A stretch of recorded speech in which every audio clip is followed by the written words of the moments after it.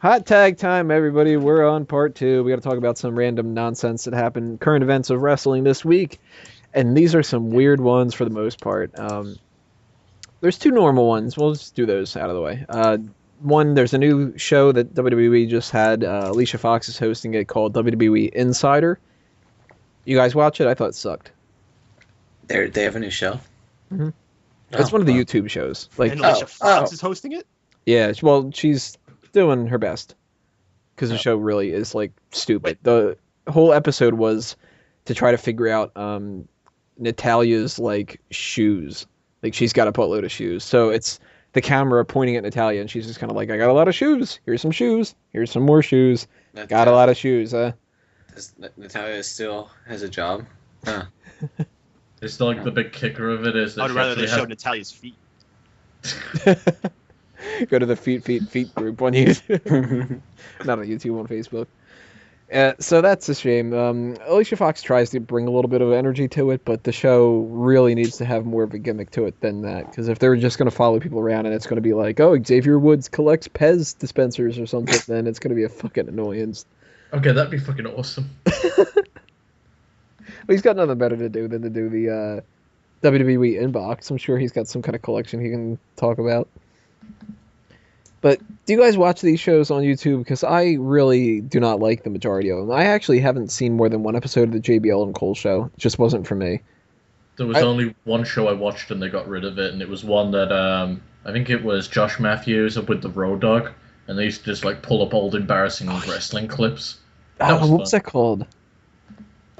I know what you're talking about, because they did a whole thing about like puppets or something like that one time. Damn. Yeah, that one was kind of funny.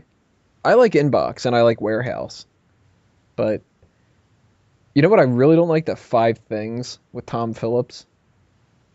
That one's just like so bland. Hi guys, I'm Tom Phillips. I'm generic announcer placeholder. We're going to show you 5 things and not really talk about any of them. I saw the last one. AJ Styles actually got a mention. Really? Mm-hmm. That surprised me. They only mentioned his WCW run, but still, he got a mention. I don't watch any of these. I don't even have enough time to watch all the stuff they have on the network, let alone what they have on their YouTube channel. You should check out Warehouse. Warehouse is kind of cool. That's where Joey Styles goes to the big storage facility that they keep all the old shit, and they just have like a different one that they like showcase. Like they did a thing with around 4th of July. They did like American themed different stuff. Like they showed the big Statue of Liberty that they made for WrestleMania. They still had that. They took they couldn't get like any of the stuff from what's it called? Lex Luger's what did they call that? Lex Luger's Lex Express? Lex Express, yeah. They had like the pillows from there, and they were like, oh, we don't really have anything else. Like just the pillows, but that's actually a kind of cool thing. They did an episode with the Big Fist from SmackDown and talked about like how much it weighs and shit. That's cool. This WWE Insider thing is garbage, though. And I doubt that it's going to get a whole lot of hits. Then again, who knows? One of the other things that's pretty... It's more of a thing you would put in, like, a magazine. Yeah, kind of. You know, like a little blurb of, like, by the way, did you know that Natalya has a big shoe collection? End. That's all it really is. Like, you don't need 5 minutes of Alicia Fox being like, got a lot of shoes. Ah, she's got shoes. I'm Alicia Fox. Bye.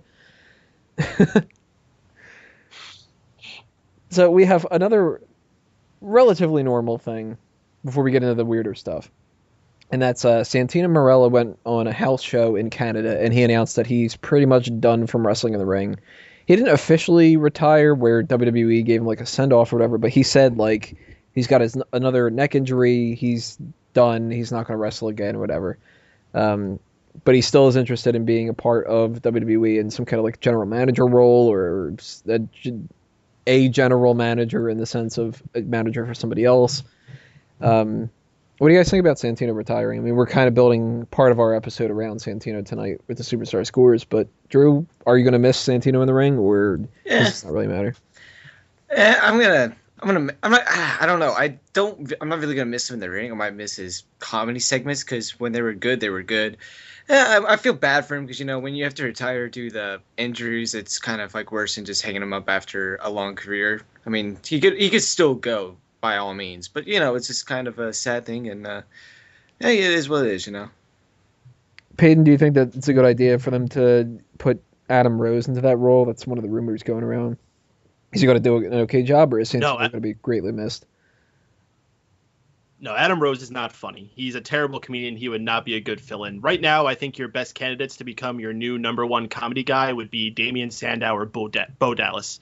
Definitely those two. Adam Rose is not funny, and I'd be surprised if he has a job in another month. Santino Marella, he could be really funny when he wants to be, and I will miss a lot of his comedy antics. As far as his in-ring stuff, though, it's really forgettable. I mean, the only times I really enjoyed Santino Marella as an in-ring capacity was during the Royal Rumbles, like when he had the battle with Mr. Sacco and his Cobra, or that whole ordeal at the 2010 one where he almost won it against Alberto Del Rio, which I still kind of wish he did because I hate Alberto Del Rio. But I won't miss him too much as far as an in-ring competitor. And he'll still be around. He may still even be able to do Royal Rumbles after he's retired. And yeah, he's hurt, but he can go in there and do a quick over-the-top rope thing. So I think he'll still be around. We're not going to lose anything too much out of this. What do you think about this, Wego? Couldn't give a fuck. Not at all? No, I didn't really get entertained by his comedy segments, and that's just because it's not my type of comedy. When WWE tries to do comedy, normally it's not funny. It's when they don't try it, I get humor out of it. So there's a few times during his heel run which I really enjoyed him, and I found him getting humiliated fun. But outside of that, I couldn't give a crap. So not going to miss him in ring, not going to miss him backstage, and the fact that he's retiring from ring means if he is going to be around, it's going to be backstage segments. So that makes me regret that he's retiring. So now we have 3 really odd things that happened this week that I wanted to bring out because what the fuck? They're interesting enough that we got to talk about them. Number 1, there was a suspicious package delivered to WWE Headquarters. Some kind of a white powder that they naturally like, oh, this is anthrax or whatever like that, which, when's the last time you actually heard somebody think it was anthrax and it was for any of these? 15 years ago or something? But the idea that somebody sent something weird to WWE is just odd. And I haven't been hearing any other stories about what happened after this, if they figured out like what the package was or who sent it or why or any of that, other than that it wasn't like a bomb or something like that and it was fine. There wasn't, a deadly powder on the inside or something. So what do you guys think about this? I'll start with you, Wego. I have no fucking idea. Yeah, I've really got no comment on this. I don't know how to respond. It's just like, well, that happened. Peyton? Yeah, that happened. I'm not an FBI guy, so I'm not of a place to do that. It's just someone who was trying to play a prank. That's all it was. Some little hooligan. Why didn't they just do a flaming bag of dog poop? Just imagine Vince stepping in it. It'd be great. Oh god, those damn cans. I'd imagine Ric Flair going up to it, throwing his jacket on it, and helping dropping it instead. Drew, if there's some little hooligan sending out this kind of stuff, was it you? Well, since I am a sport, by all means, then it could have been me. But wait, what day did it happen? About like 4 days ago or so. About 4 days ago. So Monday, I was sleeping, so it could have been me. But it's weird.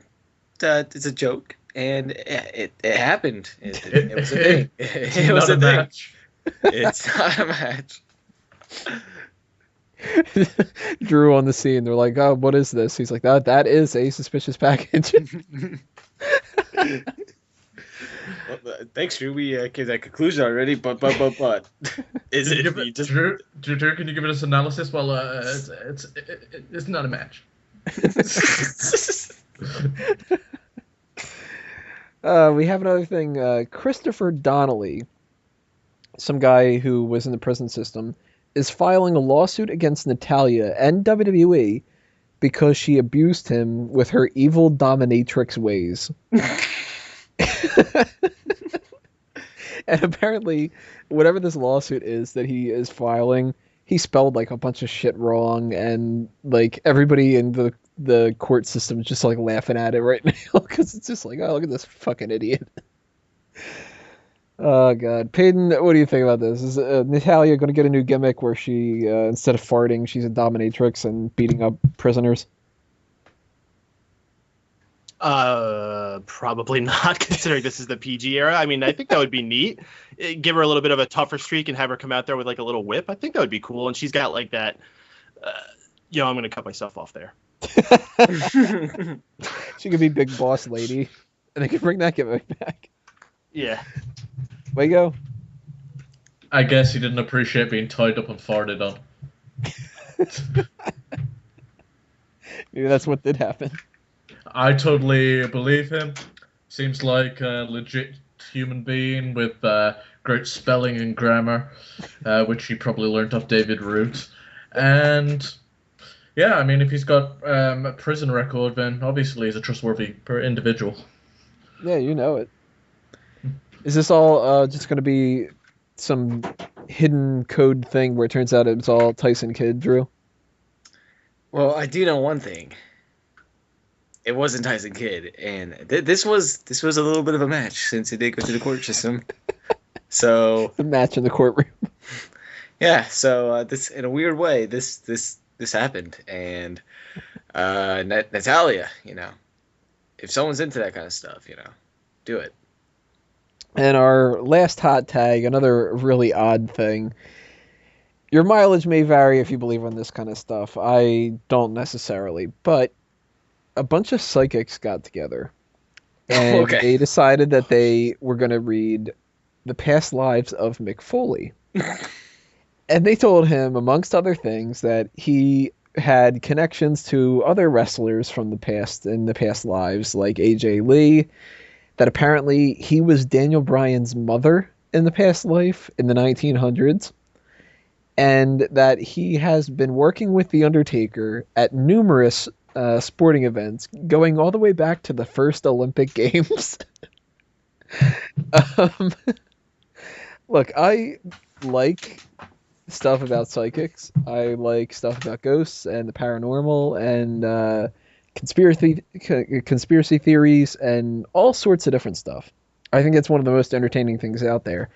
But I don't believe in them necessarily, because so much of that stuff is just utter bullshit. And the idea that there's a lot of people that believe in this, that really think that a couple of psychics can get away with this without just clearly looking up like a Wikipedia thing and going like, oh, he defended Daniel Bryan, so that must mean he was his mother. And he had this big important match with The Undertaker. Oh, you guys have been warriors for years and all this kind of shit. What do you think about this, Drew? This was a thing as well. And, shit. Yeah. This was a thing. And, in other words, I got nothing. We know. Well, I got something. So, this is weird. It's kind of cool. I mean, if I was one of the people doing this to Mick Foley, I would just come up with random shit to be like, oh, yeah, get paid more. Yeah, so, yeah. This happened. I got nothing. Peyton? I'm not stalling. I'm just channeling my psychic energy. I'm sensing this is total bullshit, but you already knew that. Little quote from Del Rio. And Wago, round us out here. I heard Del Rio. I'm not interested. Said everybody in the WWE universe. Now, what do you think about the whole psychic thing? Okay. Got pyro going up in the background there. Fuck me. Drew, shut up. I haven't. Where the fuck are you finding all this shit? WrestleZone's gone way down if this is the shit they're reporting on. Fuck. Awesome, I guess. I have no idea what to comment on this. It's like, it's bullshit. But whatever. It's like, how do you give an analysis of that? Mick Foley spoke to people that lied. Okay. I tell you what, though, wouldn't it? I mean, I obviously do not believe in this, but wouldn't it be kind of awesome to see Mick Foley versus The Undertaker at Hell in a Cell at the old Olympic Games with a bunch of fucking Spartans around and shit? I think that'd be pretty cool. Well, if SmackDown, if the WWE games ever get brought to PC, mod that shit. Yeah, that's true. All right, guys. Weird Can you stuff imagine, going on. like, JR, like... Go ahead. Forget it. Cut it. I was going to make a polytheism joke with JR going, "By all the gods in the sky, he's broken him in half." Wasn't that funny, though? All right, guys. Tell us what you think about all these random-ass topics. And, you know, if you're one of the people that believes in the psychic stuff, argue against us. Tell us why we should believe in it and everything. And if you have any personal abuse stories of Natalia beating you up with her evil dominatrix ways, then get those too. And make sure that you help out Christopher Donnelly's case. We are going to go into the next section here, the Hottest Divas Tournament in Part 3, and we'll see you then.